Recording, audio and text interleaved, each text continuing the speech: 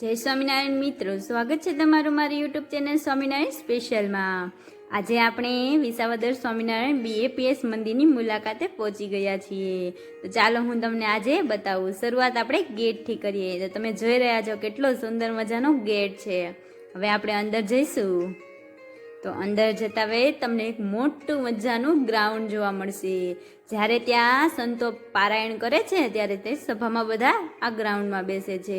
ત્યાં મસ્ત મજાના ફૂલ ઝાડ પણ છે। જો તમે જોઈ શકો છો કે કેટલા મસ્ત ફૂલ આમાં ફૂલ ઝાડમાં આવેલા છે। અને ગ્રાઉન્ડ તો એટલું મોટું છે ને કે તમે જેટલી સંખ્યા ત્યાં જેટલા માણસોને બેસાડવા હોય ને એ બેસી શકે છે। બહુ મસ્ત મજાનું ને મોટું ગ્રાઉન્ડ છે।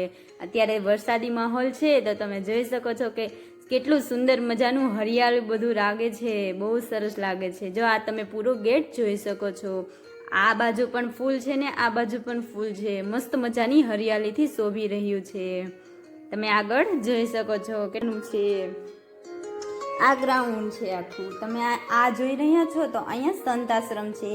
જ્યારે સંતો આવે ત્યારે ઉતારો મળે છે। આ વચ્ચે મંદિર છે અને મંદિરનો એટલો મોટો હોલ છે કે તમે જોતા જ રહી જાઓ, એટલું સરસ છે। મંદિર નાનું છે પણ બહુ સુંદર છે। હવે આપણે અંદર મંદિરની અંદર જશું। જો તમે મંદિરની જે તમને જોઈ રહ્યા છો કે તમને દર્શન ભગવાનના થઈ રહ્યા છે દૂરથી। બહુ મસ્ત મંદિર છે। ચાલો હવે આપણે અંદર મંદિરના દર્શન માટે જઈશું। તે પહેલાં આપણે બહારનો નજારો પણ થોડોક માણી લઈએ।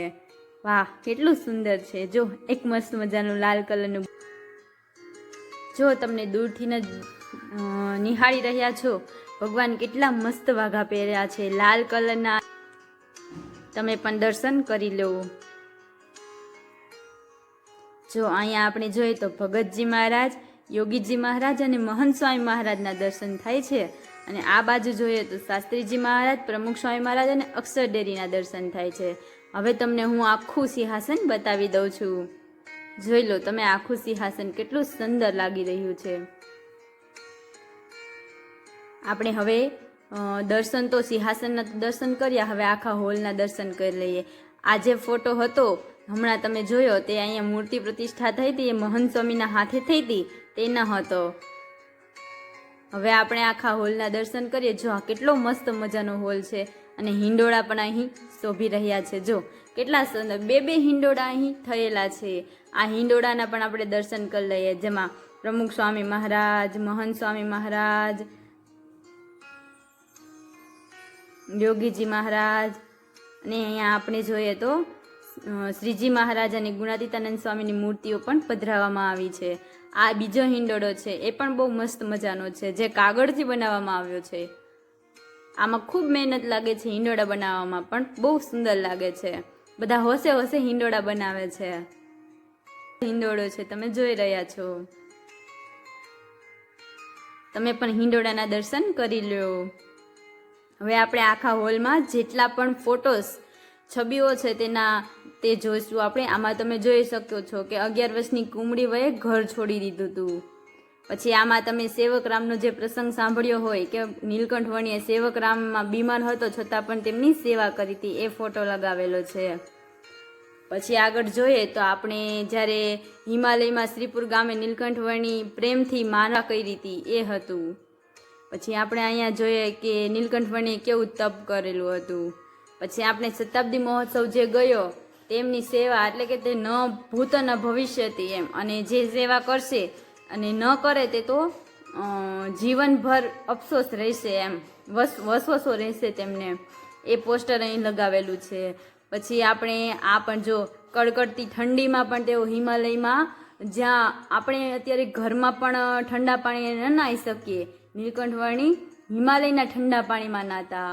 જો તમે હોલ જોઈ શકો છો કેટલો સુંદર મસ્ત મજાનો છે।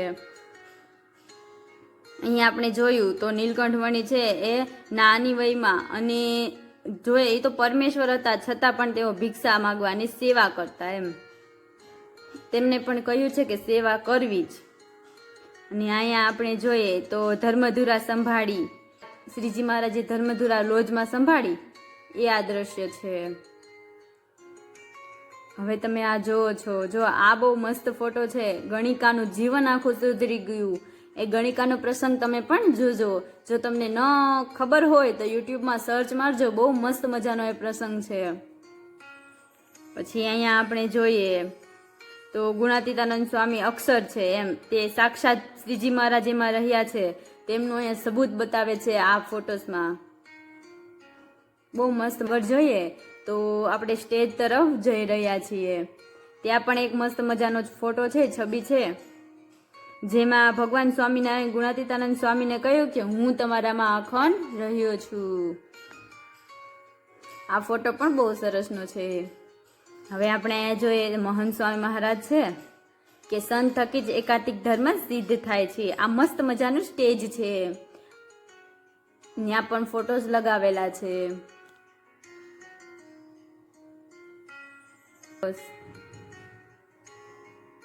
અહીંયા પ્રમુખ સ્વામી મહારાજનો ફોટો છે કે આ સંતના દર્શન તો ભગવાનના દર્શન તુલ્ય છે. પછી આપણે અહીંથી જોઈશું તો ખૂબ સરસ બહારનો નજારો પણ એટલો જ મસ્ત મજાનો છે, તમે જોઈ શકો છો, બહુ સુંદર છે. બહારનો નજારો પણ એટલો મસ્ત મજાનો છે. અને હવે આપણે ફાઇનલી હિંડોળાના દર્શન કરીશું. કેટલો સુંદર મજાનો હિંડોળો છે, તમે જોઈ રહ્યા છો. આ પહેલા મેં તમને કહેલું હતું કે આ કાગળથી બનાવેલો હિંડોળો છે. બહુ મસ્ત છે. આમાં બહુ મહેનત થાય છે, પરંતુ અહીં બધા હોશે હોશે હિંડોળાની સેવા કરે છે. હવે આપણે અહીં જે બેનો સત્સંગ કરે છે તેમનો અભિપ્રાય જાણીએ કે તેઓ મંદિર વિશે શું કહે છે. અહીંયા તમે કેટલા ટાઈમથી આવો સત્સંગમાં? તમને મજા આવે ને મંદિરે આવવાની? કેવું લાગે તમને અહીંયા આવીને? તમને અહીંયા કેવું લાગે છે? સારું લાગે. તમને તો સારું લાગે ને? ભગવાનનું તો તમને એમ ન થાય કે હવે મારે મંદિરે ન થવું એમ? એવું ન થાય. તમને કહીએ મંદિર આવવાનો અભાવ નથી આવતો ને? નહીં, મને તો ગમે. આપણે ઘેરે ન ગમે. મને તો ઓળખો ને તમે? આવવું જ પડે. મને તો ઓળખો ને તમે? ન્યાર્યા છે પેલા આવતી કાયમ, હમણાં આવતી કે મજા આવે ને મંદિરે? હા, મજા આવે. ભગવાન નક્કી હવે ધામમાં લઈ જાઓ. ભગવાનનું તો અંધારે ગમે, જેને ન ગમતું હોય એને આપણે ઘીરે ન ગમે. ભગવાનને કહીએ કે હવે આમને બોલતા ચાલતા ધામમાં લઈ જઈજો. બસ ભગવાનને એમ જ કહી છે આપણે આમને બેદે લઈ જાય. બસ તમે મંદિરે આવજો એટલે ભગવાન પ્રાર્થના સાંભળી લે તમારી. બોલતા ચાલતા ને હાલતા, બોલતા ચાલતા હાલતા જય ભગવાન. આપણે એ જ ગમે. કોક આ મંદિર આવ્યું એ આપણને ગમે કે ભલે નું પગથિયું ચડે તે પાપ ધોવાઈ જાય, પાપ ના થાય. વાંચ્યું કે સમજ્યા નહીં, પણ બિચારા શું કે કાન મારા કાન પવિત્ર થાય ને કે સમજ્યું નહીં, કારણ કે બહુ જોશથી બોલી તો એ સમજે. કાન પાસે જઈને બોલી તો સારું લાગે ને? અસર લાગે. હમણાં ભગવાનનો તો ગમે. આવ્યા છે આપણે ઘીરે ન ગમે, આપણે ઘીરે ન ગમે. જો મિત્રો તમે જોયું ને, આ હતું BAPS સ્વામિનારાયણ મંદિર જીવાપરા વિસાવદર. તો તમને જો મારો વિડીયો કેવો લાગ્યો, જો તમને સરસ લાગ્યો હોય અને તમને ગમ્યો હોય તો કોમેન્ટમાં તમે જરૂર જણાવજો તમને મારો વિડીયો કેવો લાગ્યો. તો ચાલો હવે આપણે આવા નવા જ વિડીયોમાં મળીશું. તે પહેલાં જો તમે મારી ચેનલને લાઇક અને સબસ્ક્રાઈબ ના કરી હોય તો સબસ્ક્રાઈબ કરો, જેથી તમને આવો નવે ને નવે વિડીયો મળતા રહે.